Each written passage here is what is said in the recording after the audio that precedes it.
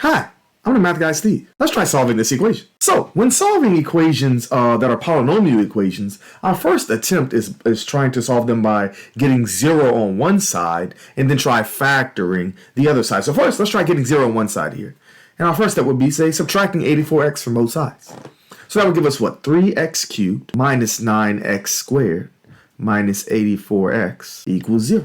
Okay, 84x equals 0. And now we try factoring the other side. Now remember, the first rule of factoring is to factor out the GCF, meaning factor out what each term has in common. So here, there's 3 terms, okay? And we look and see, okay, well, with the coefficients, they each have what in common? A 3, at least, that I can take out of each, okay? So let's take a 3 out of each, but also the variables, they each at least have an x in common as well. So let's take a 3x out of each term, okay?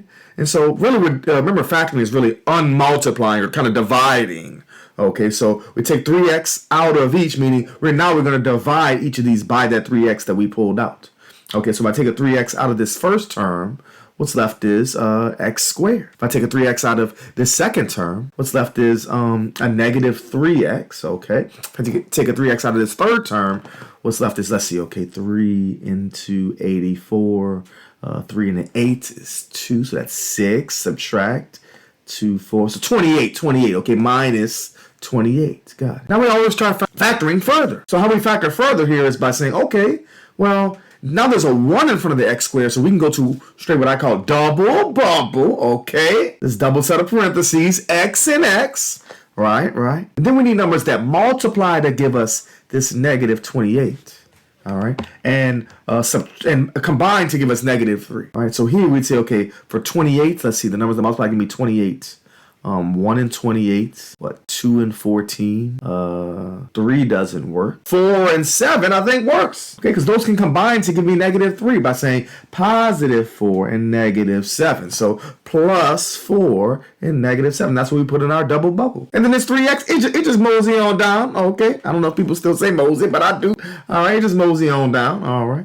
So we got 0 on one side, we completely factor the other side, and now we set each of those factors equal to 0 using our 0 product principle. Okay, so setting 3x equal to 0, set x plus 4 equal to 0, and x minus 7 equal to 0. Now we solve each of these equations separately. So here we would get, okay, divided by 3, x equals 0. All right, here subtracting 4, so x equals negative 4.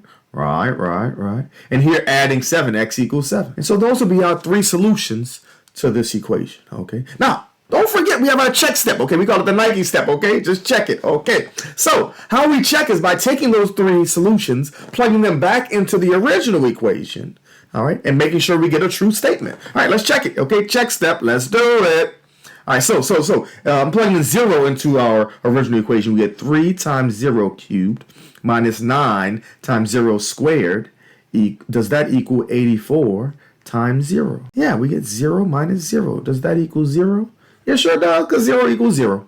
Okay, check. Got it. All right, let's try negative 4. If I plug in negative 4. So 3 times negative 4 cubed minus 9 times negative 4 squared. Is that equal to 84 times negative 4. Okay, that's a lot going on with that one. Plugging in negative 4, if I put this in my calculator, we get negative 336. And is that equal to 84 times negative 4? Yep, that's negative 336. Okay, so that one checks as well. Okay. All right, now let's try 7. Now that's a big one. Let's try it. Okay, so 3 times 7 cubed minus 9 times 7 squared.